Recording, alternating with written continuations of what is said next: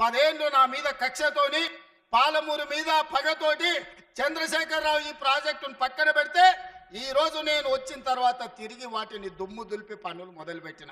ఇవాళ 4,500 వేల కోట్ల రూపాయలతోటి మక్తల్ నారాయణపేట కొడంగల్ ప్రాజెక్టును పూర్తి చేయాలి 2 ఏళ్ళలో అని ఈ రోజు టెండర్లు పిలిచి పనులు ప్రారంభిస్తే ఇవాళ పగబట్టి ఆయన టీవీలలో పేపర్లలో అడ్డుకుంటున్నారని అంటున్నాడు. నేను అడుగుతున్న చంద్రశేఖరరావు, నువ్వు 70 ఏళ్ళు మాకు అన్యాయం జరిగింది.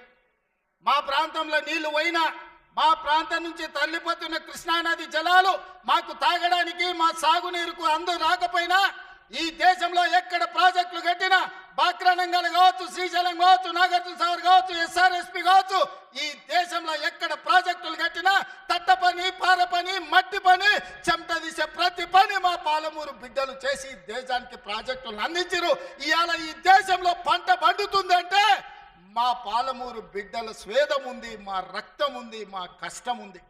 అట్లాంటి మా జిల్లా ఎడారిగా మారి వేలాది మంది వలసలు పోతుంటే తమ పసిపిల్లల్ని తల్లిదండ్రుల దగ్గర, ముసలోళ్ళ దగ్గర, గుడిసెల దగ్గర వదిలి జంటలుగా మేస్త్రీల ఎంబడి వలస పోతుంటే వలసలు ఆపాలని ఇవాళ మా ప్రాజెక్టులు పూర్తి చేయాలని ప్రయత్నం చేస్తుంటే మా మీద పగబట్టినవు ఎందుకు చంద్రశేఖరరావు అని నేను అడుగుతున్నా.